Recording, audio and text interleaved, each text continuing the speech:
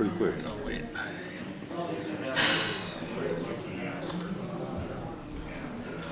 Good morning, everyone. At this time, I'll call the Crow Wing County Regular Board Meeting for October 26, 2021 to order.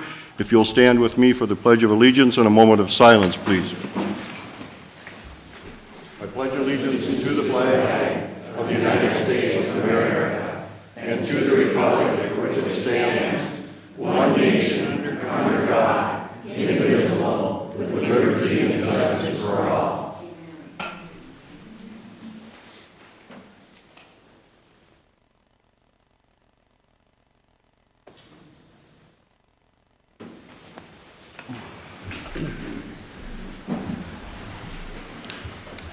Thank you.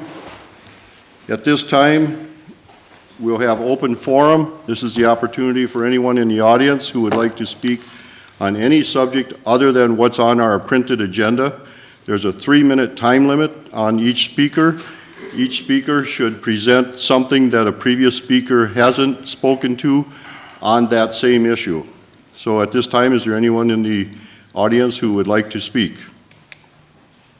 Yes, sir. If you'll come up and give us your name. You can use the microphone right there. Name and where you live. My name is Ben Davis. I live in Crow Wing County. Thank you for this opportunity. Crow Wing County Commissioners, my name is Ben Davis. I am a Crow Wing County resident. We the people sincerely come before you today with a most honorable request. We would like a full forensic audit done of the 2020 election, as stated in the letter we sent you last week. I have a copy of this letter in hand, along with over 200 signatures. Actually, it's about up to 250 signatures of Crow Wing County residents. We are here to give you our full support in conducting a full forensic audit of the November 2020 election. We are here to help you in any possible way in restoring our trust in elections, including raising the appropriate funds for any costs involved. Voting is one of our most sacred rights. Many men and women gave their lives and limbs so that we could have this sacred right. I trust that you feel the same way as freedom-loving Americans. We have provided you with evidence that Dominion voting machines, along with absentee and mail-in ballots, are very susceptible to fraud on a massive scale. We, us people in this room, have been disenfranchised by the evidence that we have seen. It is overwhelming. But please do not take our word for it. Listen to what the great Senator Amy Klobuchar had to say about these machines in 2019. We're very concerned because there's only 3 companies. You could easily hack into them. It makes it seem like all these states are doing different things, but in fact 3 companies are controlling this. Stalin was unconcerned about the vote. After all, he explained, he said that who voted was completely unimportant. What was extraordinarily important, in his words, was who would count the votes and how. It is time to put politics aside and come together to secure the future of our election. So whether you're a 4-star general, a 4th grade teacher, or a computer engineer at Foursquare, this is an issue that unites us. We're very concerned. Thank you so much for hearing me. Thank you. Is there anyone else? If you'll give us your name and where you live, and I'm assuming you're going to add something that hasn't been said already? Yes. Is that correct? My name is Rick Felt. I live in Crow Wing County. I'm a proud member of the Army, and when I attended the Army, the first thing that they told us was look to the person to your left and look to the person to your right, because one of those 2 people won't be there in 6 weeks. They told us that your mind will tell us that you're trying to kill us, but your heart, if you can't think of somebody that you're willing to die for, you won't be able to make the 6 weeks of boot camp. That was one of the best pieces of advice I would ever learn in my entire life. I have found many times throughout my life that when my heart said something's wrong and my mind said, no, don't listen to it, when I followed my heart, it was a good piece of advice to go by. Even in Proverbs 3, verse 5 and 6, it identifies the exact same thing. Trust in the Lord with all your heart, lean not on your own understanding. I have had many friends who have been in the military who have lost their lives in wars, and to uphold the Constitution, I took an oath of any foreign and domestic enemies. Right now, I see some of our biggest domestic enemies trying to withhold our freedoms and come against the Constitution is our politicians. Our politicians are drunk on power. Right now, we see a federal government that wants to override a sovereign state of Minnesota, and we are the last line of defense for that. If we do not take a stand today to say that we are going to stand against the Minnesota and the federal government, we have every right as a community of Crow Wing County to go ahead and say this is what we're going to declare. When Governor Walz declares a mandate that says what he determines is essential businesses, that is wrong. We as a community, as a board of directors, determine that, not a dictatorship in a state and local government. My heart is telling me that there is something drastically wrong with this election. And I urge all of you to follow your heart, and I'm praying for God to touch your heart, to say that we have an obligation to our grandkids, to say that if we did not do anything, and we find out later that there was massive fraud, our kids are going to say, Grandpa, why didn't you do something when you had the chance? Thank you.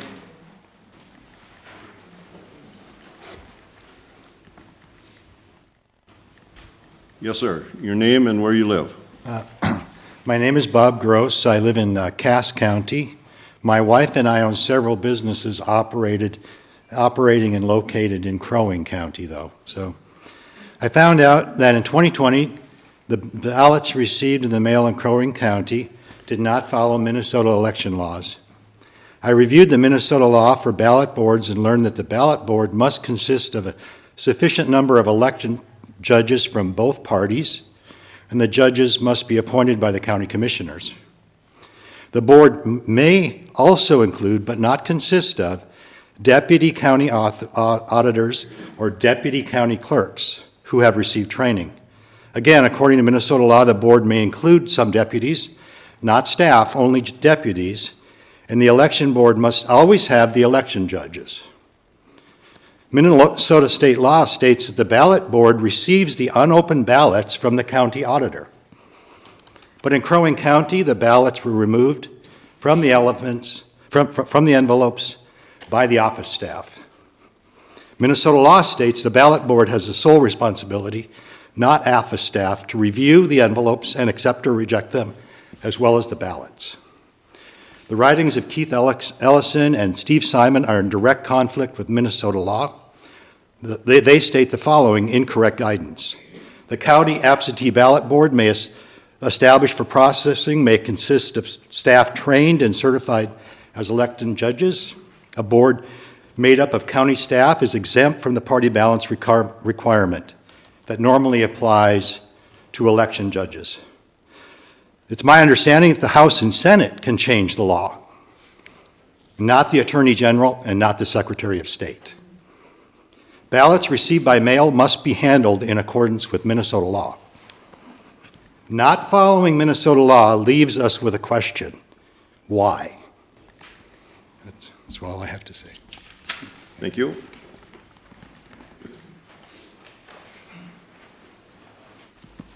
Name and where you live, please. Good morning. My name is Linda, excuse me. Excuse me. My name is Linda Tyner, and I've been a resident of Baxter for 27 years. And I feel very privileged to have served as an election judge in Baxter for the last 2 general elections. First of all, I sincerely want to thank each one of you for your faithful service representing the citizens of Crow Wing County. It's a privilege. As an election judge for the 2020 election, I observed a couple of things that I didn't understand or had questions about. The first was 2 hours into the election at 9 a.m., someone from the courthouse came to our precinct and sat down at the first poll pad and proceeded to insert a flash drive into this poll pad. For those who don't know, poll pads are the electronic devices that we use to check in voters and register new voters to validate their qualifications to receive a ballot. I happened to be stationed near this spot with the head election judge, and since the voting had already been in progress for 2 hours, the person from the courthouse was asked, and she responded that she was updating the poll pads. This was something I had not seen done at the previous election and was of the understanding that there wasn't supposed to be any electronic access to the voting equipment for a specified period of time before and ending a number of hours after the election. The second question that I wondered about was why in our small precincts we need the large electronic voting machines when, as an election judge, we are required to go through the ballots following the close of the polls to tabulate by hand all of the write-in candidates. Thank you for hearing my concerns. Thank you.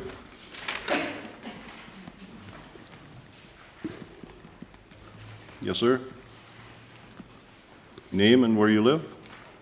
Good morning, Commissioners. My name is Jeremy Pakula. I'm a resident of Morrison County. I'm here to present to you the background of Seth Keschel and why his election analysis is highly respected and widely used across the country to assist counties and states in their pursuits of forensic audits of the 2020 general election.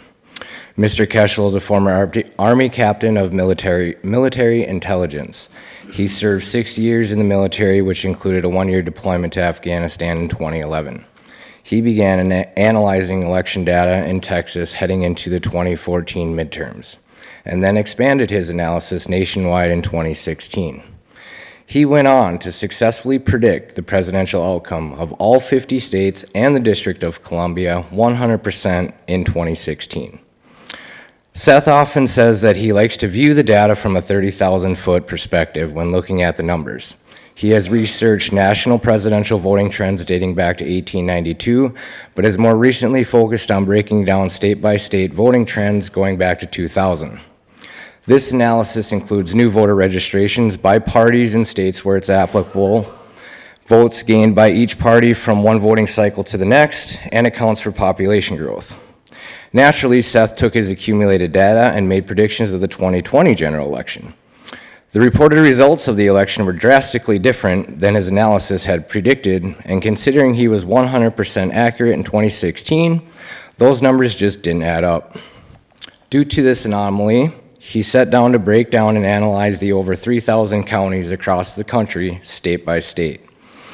Seth's analysis determined that there was moderate and suspected fraud in Crow Wing County in 2020.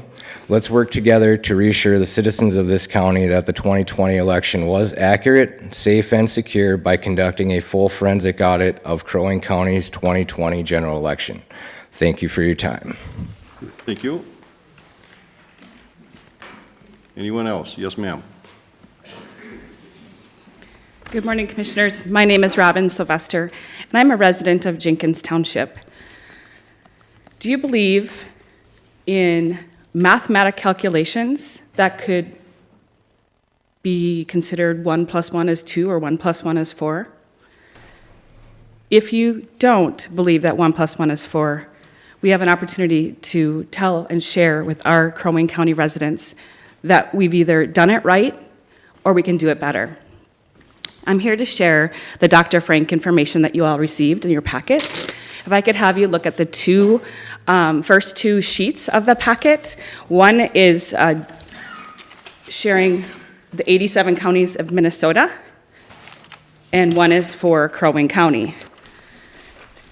Dr. Frank is a scientist from Ohio. He proved that there was an algorithm controlled in the outcome for 2020 election. There were exact percentages of voters, registered voters, for every age group that voted in every single county, in every single state. In Minnesota, Dr. Frank's algorithm consistently predicted registered voter participant demographics to remarkably unnatural precision, with nearly every correlation coefficient equal to or greater than a 0.99. Those of you that are accountants, engineers, math professionals will understand what a coefficient is. There's additional data in your packet to help you if you need to review that.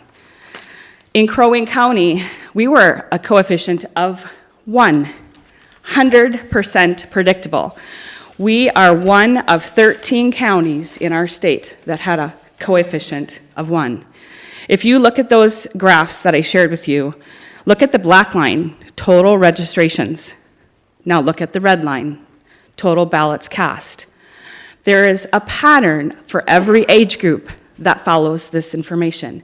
So, for example, he says in plain language, if Crow Wing County had a dice with 20 sides, and we rolled that dice 87 times, we'd have 87 sequential numbers. Now let's send that dice to Cass County or Morrison County and ask them to roll the dice 87 times. They will come up with the exact same sequence as Crow Wing County did. That is what happened to our election. It was a perfect match. Crow Wing County is a R value 100%. An R value of 1 is impossible to repeat when there's humans involved. The only way this could have happened is if it was programmed in our Dominion machines. Crow Wing County has a responsibility to build that trust back into their residents and do the right thing. And we are asking for your partnership in a forensic audit. Thank you. Thank you. Yes, sir. Name and where you live? I'm Brigadier General Ben Murdoch, U.S. Army retired. I'm a resident of Brainerd. First, I want to thank you for your service to the residents of Crow Wing County. And I'm sorry you have to put up with a character like me. I'm a Vietnam veteran, 2.5 years in Vietnam, and I served in various positions in various locations for 37 years.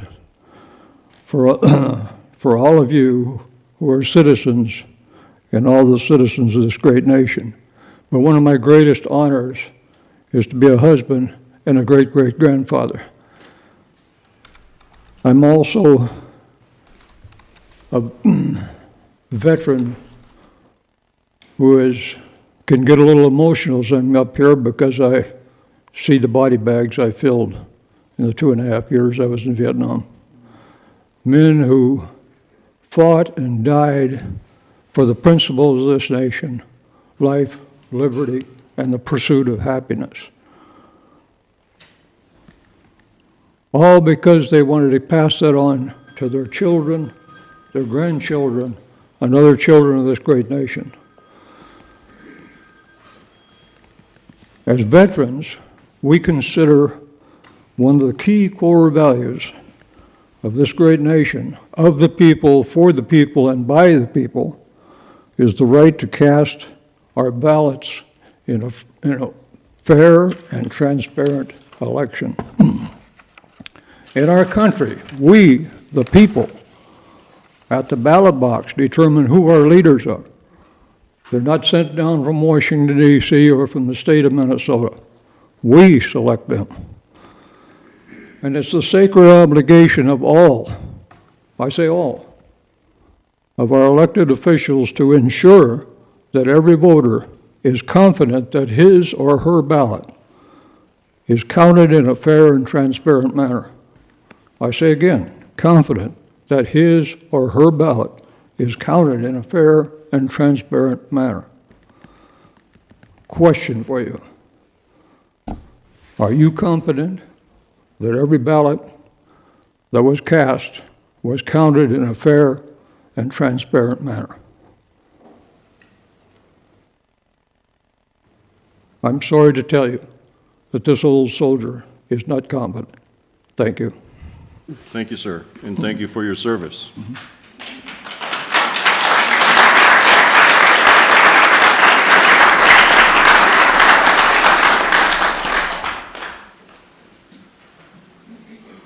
Name and where you live, sir. Good day. My name is John W. Sylvester. I'm a resident of Crow Wing County. I, as a general, am also very prone to not be able to speak at times like this. I'm a retired 22-year veteran of the U.S. military and the Minnesota National Guard. Please take a good look at me, as I am considered deplorable, and I am considered also a domestic terrorist by many people. You go to a school board meeting now, and if you say anything wrong or you disagree with them, you're considered a domestic terrorist. I am them. I disagree with a lot of that. I joined the U.S. Navy after a failed year in college and no positive road ahead of me. My reasons for enlisting at the time were unclear, and I had no idea how long I would last. I can guarantee my reasons for enlisting was never about election fraud or election integrity. That is a given. Back in the day, we laughed at people that even hinted that this country could fall to the depths of depravity that we have reached. Yet today we are fighting for basic rights from those that want to take away free speech, fair and free elections, parent choice in schools, medical freedom, and our God-given right of the Second Amendment. Hell, now a parent that brings a complaint to the school board meeting is labeled a domestic terrorist. How times have changed, and not for the better. I retired from the military October 31st, 2006, never looking back and thinking this country was in good hands and could never be corrupted. Man, was I wrong. So I'm getting back on the horse, and I'm ready to continue my journey to make America great again. After the election, I lost faith in the Lord, the country, the state, and yes, this county. As I wrote this letter, I realized it wasn't these items that I lost faith in. It was the elected and unelected officials not willing to do the right thing and only looking out for their best interests. I am here to encourage and support your right to choose and have for a fair and full forensic audit of the 2020 election. I stand behind you and will do so in all aspects. The truth will come out, as it always does. Each of us must ask this question: which side of the fence will we land when the truth does come out? I volunteer for Habitat for Humanity, and before the elections, I traveled across this county doing jobs, and I saw for myself the support for one candidate over the other at a rate of at least minimum 50 flags of support in the yard for one on the other side.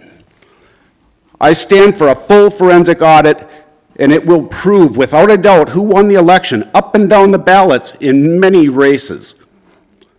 If the cost is the issue, think about the $3.5 trillion of infrastructure bill that is being proposed. That really is only 10% for infrastructure. At this time, I'm going to have to ask you to stop. Your 3 minutes are up, and I appreciate your message. I think we've heard that loud and clear. But there is another gentleman that would like to speak. Absolutely. And so I would call him to the microphone. Absolutely, but I can't think of a better way to spend money than election day.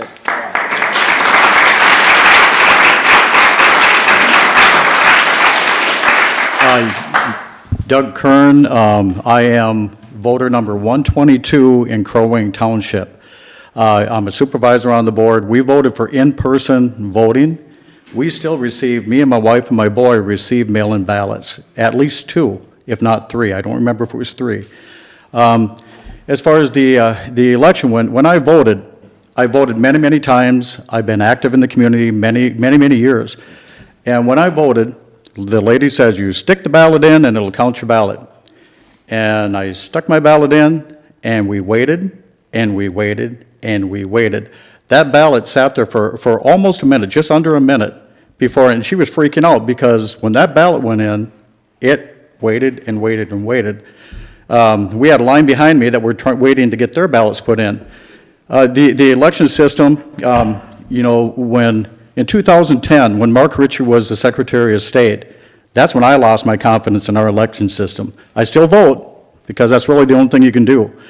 When the laws were changed between 2008 and 2010 on what a valid ballot is, that's pretty disheartening, and I'm waiting for them laws to get changed back to what a valid ballot is.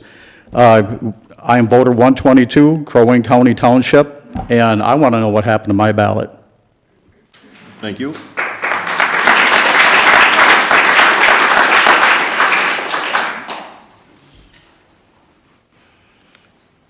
Name and where you live, please. Regina Nelson, I live in Baxter. I talked to you, Steve. I called you. I'm a mom, I'm a nana, a wife, a volunteer, a business owner, and I'm a fierce arts supporter in our area. I grew up in Wilmer, and I've seen what resettlement has done to their entire infrastructure. I did reach out to Mr. Barrows, and you did respond to me, thank you. But now I've just been told that 2 local hotels are housing refugees in Brainerd. And I went to those hotels last night to ask the front desk people, and I know they're there, but the front desk people said, we have to protect rights. People have rights. People have a right for housing. I said, you're right, they do. I have a right for a safe place to live. But I'm really ticked off because Lutheran Social Services has no requirement to let people know what's happening. I love people, I love culture, I love diversity, I love music. My best friends in college were from all over the world. But I'm really ticked off that we're just expected to just take it in the ass, quite frankly, and get over it. I'm concerned that there's no transparency. I'm concerned that, I'm wondering if Lutheran Social Services will provide studies of the effects of resettlement. How is it going to affect our infrastructure now? 5 years, 10 years, 20 years? Is it going to decimate our school system like it did in Wilmer? Is it going to decimate our law enforcement, our courts, our social services, businesses? Wilmer's whole infrastructure is just in horrible shape. And I don't want to see it go that way here. I'm not against immigrants. I'm against decimating our system that already is short in so many ways. So I'm hoping that something could be done to at least let people know what's happening, what are the intentions, what are the costs, what's going to happen when the federal government pulls out their money, which they do every time. So I'm wondering if that's going to be addressed with the American Rescue Plan Act. Is that going to be part of that whole thing with refugees? Because I noticed it was a $12.6 million amount of money, and that's exactly what amount of money was said was going to be given towards resettlement. Thank you. Thank you.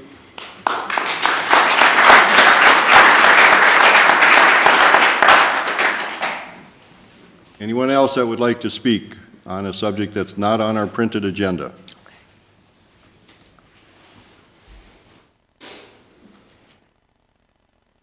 Seeing none, I want to thank each and every one of you for your information you brought to us today, and we will take that into consideration.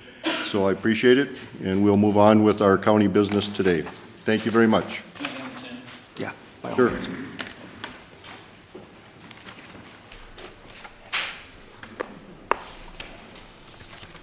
With that, we'll move to number 3.1, which is to approve the regular county board meeting minutes from October 12th, 2021. Motion to approve. I'll second. Motion by Commissioner Franzine. I'll second. Second by Commissioner Brecken. All those in favor signify by saying aye. Aye. Aye. Not in favor, same sign. That motion passes. Number 4 is to review and approve today's agenda. Motion to approve. Motion by Commissioner Franzine to approve. I'll second. Second by Commissioner Brecken. All those in favor signify by saying aye. Aye. Aye. That motion passes. Number 5 is our consent agenda today. Any discussion on any of the items under the consent agenda? Motion to approve. Motion by Commissioner Franzine to approve. I'll second. Second by Commissioner Brecken. All those in favor signify by saying aye. Aye. Aye. Not in favor, that same sign. That motion passes. We'll move to number 6, County Engineer Tim Bray.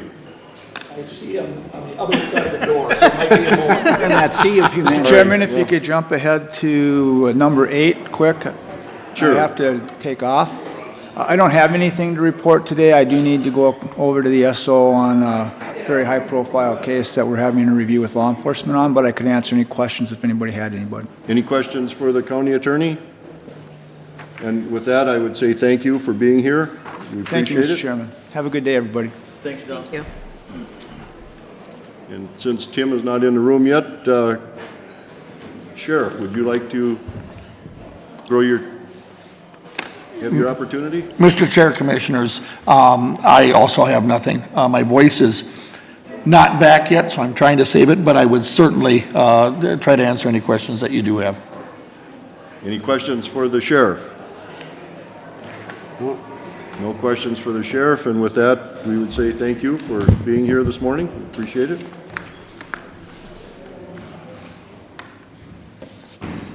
And with that, we'll move back to number 6, which is Mr. Bray. Morning, Mr. Chair and Commissioners. I have one item for you today, and it is our next check-in, really, for County Road 115 and our next milestone, and it is approving Plat 17-1, which encompasses the south half of County Road 115. And as a reminder, this is the document we need that we've been putting together that represents our needs for right-of-way purchases and also documenting the future corridor for County Road 115. So this is the first step in our right-of-way acquisition process. Of course, we've been talking with residents throughout the summer, and and frankly, this is a little bit later than we had anticipated, and the reason for that is we really took the time this summer to listen to residents out there in their front yard talking about the impacts, and we made a lot of changes, and a lot of those changes were reflected in the plat. And so we had hoped to have this earlier in the summer, but because of those changes and our responsiveness to those needs out there, it's coming to you a little bit late. We've wrapped up those discussions with the property owners. The changes are reflected on this plat. There'll be another one coming for the north half in about a month's time. And so I'm asking for your approval on this plat, and we will start moving forward with right-of-way acquisition. Any questions for Mr. Bray concerning the plat? With that, I would look for a motion to approve. Mr. Chair, I'd so move. Commissioner Brecken makes a motion to approve. Second. Second by Commissioner Franzine. All in favor signify by saying aye. Aye. Not in favor, same sign. That motion passes. Thank you, Mr. Bray. Thank you very much. Thank you. With that, we'll move to the county administrator. First item is the senior management team report. Mr. Chair, members of the board, yesterday we did have a senior management team meeting and we talked about a whole bunch of stuff. First off, we talked about our continuous improvement efforts, and it's really trying to rejuvenate that. It has, of course, it was tough getting together during COVID, and so it's kind of tough to get groups together to do continuous improvement work when you're not supposed to get together. It was nearly impossible to try to do that work by teams because you have flip charts and all sorts of stuff in the front of the room. So we talked about getting that list and our pipeline of projects updated. We also talked about the budget and where we're at with the budget and the CIP and the remaining. I think you have a couple of questions outstanding on the CIP, and then we've delivered you some information on health insurance. So I think there's a couple of items in play yet on the 2022 budget, but we're getting very close. We also talked, Community Services has done kind of an orientation cover sheet that we could use for committee orientation. So when you guys appoint a new member to a committee, what's the orientation materials we give them? I mean, historically, here's the next meeting. And so we talked about trying to professionalize, I think, that look and feel a little bit better for you guys and the people that you're appointing to boards. We talked a little bit about some of the American Rescue Plan Act dollars, and just for clarification, the 12.6, we're going to cover that, but we're not investing any of our American Rescue Plan dollars in refugee resettlement. So we talked a little bit about what that looks like, and we're going to talk about that very shortly. Talked about whether we could have a holiday party this year and decided it probably still is not the greatest idea. So we'll do some smaller gatherings at the departmental level, but we are not planning to put together a holiday gathering for the entire employee group. It just seems like it's a bad time to get folks together with our case rates. I think that's what we talked about. Happy to answer questions about that. Any questions? Nope. We'll move on to number 9.2, American Rescue Plan, better known as ARPA. Mr. Chair, members of the board, you haven't closed in your packet what we reviewed at the Committee of the Whole, or was it Budget? I forget. At any rate, we reviewed it with you before. There is only the one change in here for the Family Services Collaborative is added from our earlier conversations. This is the same plan that we talked about then. Basically, what we would do is open a application process to solicit projects related to expanding daycare coverage in our community. The project budget for that would be a maximum of $500,000. It is because we're identifying daycare shortages as one of the limiting factors to our economic growth. Historically, we're out chasing smokestacks, we're chasing factories, we're trying to bring jobs in. You can drive down Washington Avenue and see we don't need to bring in jobs, we need to find workers. And so daycare shortage has been one of the things we keep hearing from the business community that is a limiting factor in their ability to hire employees. The second part of it would be to send out an RFP, accept applications from internet service providers, and then also we have 3 independent sewer districts. Cities with sewer systems got their own ARPA dollars. The independent sewer systems did not.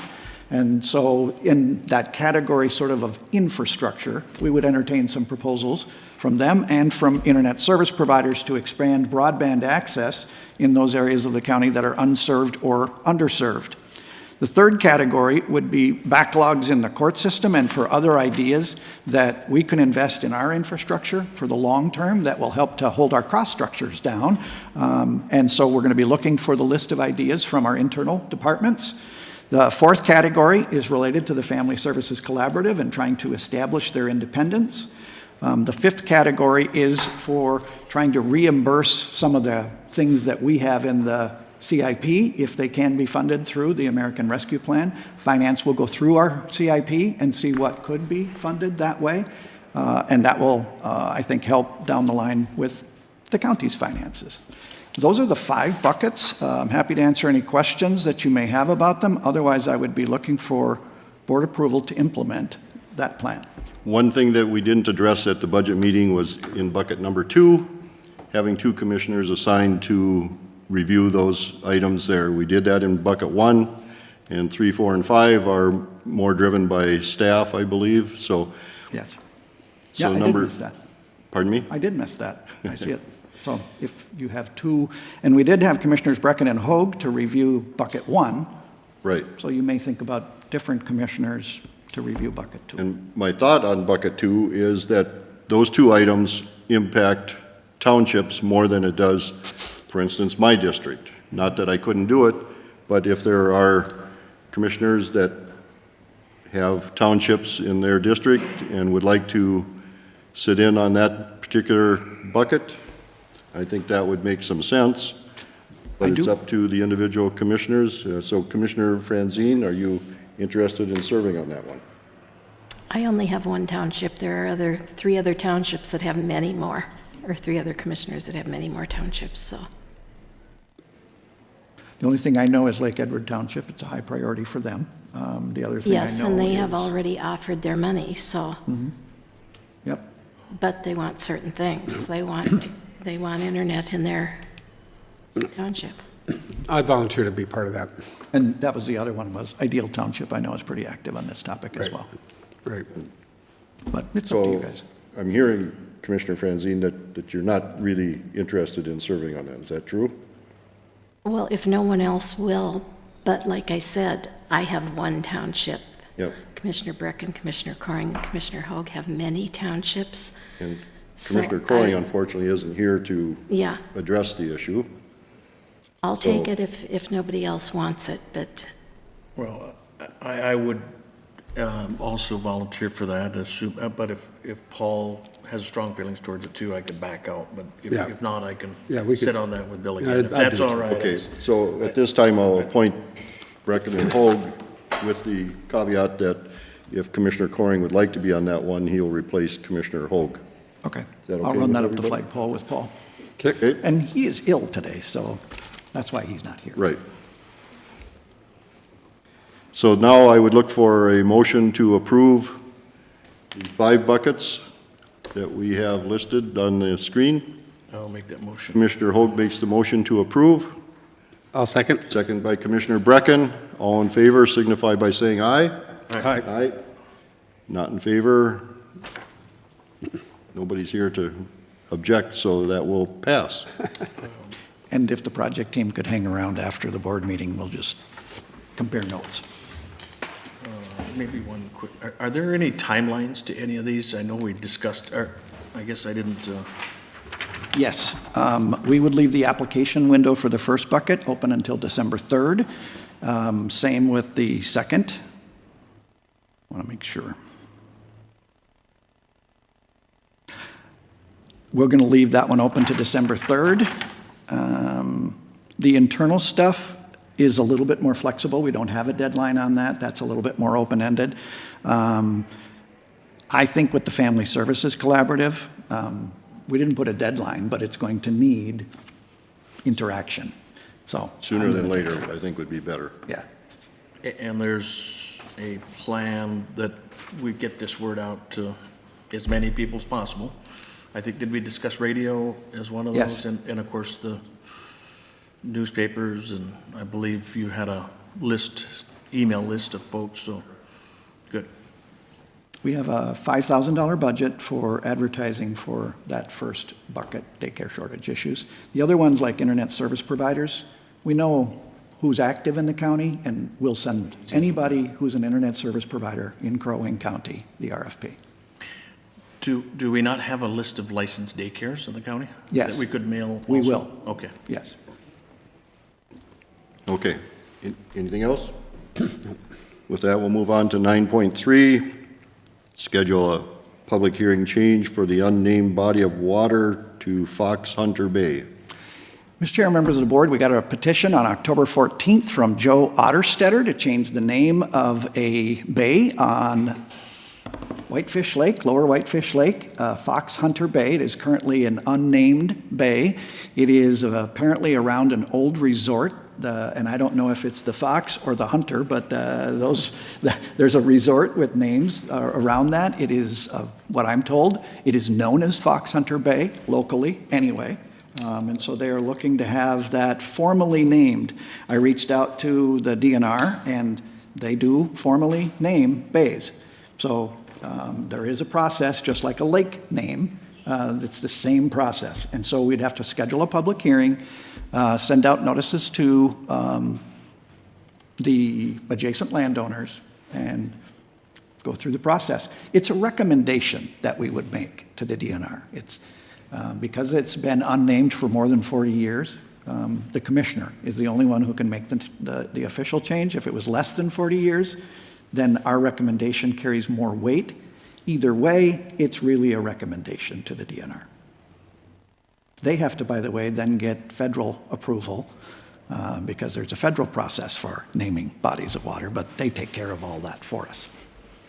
So this would be to schedule a public hearing, and we are proposing that it would be on December 14th at 5:30 p.m. You may recall that that is the date we hold our annual budget and tax discussion in the evenings.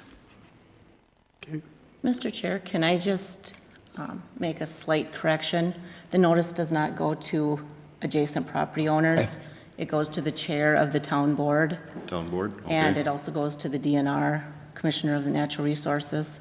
And then it's also published in the paper for 3 weeks in a row. Okay. So there's no notice that it will go to adjacent property owners according to statutory requirements. My mistake. And Mr. Otterstetter is in the audience, if you'd like to hear from him. Would you like to be heard? Sure. You'll step up and give us your name and where you live. You might clarify if it's the Fox or the Hunter portion. Thank you all for giving me a bit of time on your agenda today. This topic is obviously far less weighty than some of the other things that you've had to deal with, but it is important to me and my neighbors and fellow petitioners. As County Administrator Houle said, this petition is to name a presently unnamed body of water that is attached to Lower Whitefish Lake as Foxhunter Bay. The reason that we make this petition is that the land surrounding this bay is part of was part of the Foxhunter Lodge. And the proposed name honors the legacy of the Foxhunter Lodge, which was founded in 1946. So as it happens, this is the 75th anniversary of that lodge, part of the great Minnesota tradition of family-owned resorts. As Administrator Houle said, Esther and Larry Fox and Edith and Tex Hunter, the Fox and the Hunter family, not fox hunting, the Fox and the Hunter family, along with Bud Eklund, who was the chief pilot of Northwest Airlines and the silent partner, came together to form this lodge in 1946 and kept it operating through the 1960s. The area is really kind of a special place on the Whitefish chain, and many of the descendants and close family members continue to own property in and around this bay. In fact, Dick Eklund, who is the son of Bud Eklund, one of the original founders, put together this wonderful book honoring the tradition of Foxhunter Lodge, and they do a really wonderful job of keeping the tradition together. Thank you, Therese. So this is the little bay that we're talking about. You can see that it's bounded by Foxhunter Road to the west and Foxgrove Lane to the east, connects to my lake, Pig Lake, on the east there, and to Lower Whitefish to the north. Our petition then is signed by 21 of registered voters surrounding the area. Somewhat symbolically, another 29 of my neighbors who are not residents of Crow Wing County officially but have property have also supported. In fact, to my knowledge, there is no opposition to this petition. Lastly, an important point, MnStat 83A.02 expresses a legislative intent to avoid name duplication, and with the help of Mr. Houle and Ms. Norwood, we've checked, and to the best of our knowledge, there is not another Foxhunter Lake or Foxhunter Bay in Minnesota, so it also advances that purpose. So again, thank you for your consideration. Special thanks to Tim and Therese, who are rock stars in my opinion, so I appreciate your consideration. Thank you. I think it's imperative that we rename this as quickly as possible then, if there's no other ones in the state. Do we know if one's pending in the red? All right. Very good. So I would look for a motion to set the public hearing for December 14th, 2021 at 5:30 p.m. Mr. Chair, I'd make that motion. Commissioner Brecken makes the motion to approve. Second. Second by Commissioner Hoag. All those in favor signify by saying aye. Aye. Aye. That motion passes. Anything else? Mr. Chair, I'm happy to answer any questions about anything related to county government. Hearing none. One point I would like to make at this point, I always come up with these items for the next month, that we have Veterans Day coming up on October 11th. Let's make sure that we get out. They always have a ceremony at the bridge and a ceremony next door at the All Veterans plaques over there. So let's get out and support these gentlemen. I think we heard from Brigadier General today. These people have served us the opportunity to have the freedoms that we do have. So let's get out and make sure they understand that we appreciate their service. And with that, I would look for a motion to adjourn. So moved. So moved by Commissioner Franzine. Second. Second by Commissioner Hoag. All those in favor of adjournment signify by saying aye. Aye. Aye.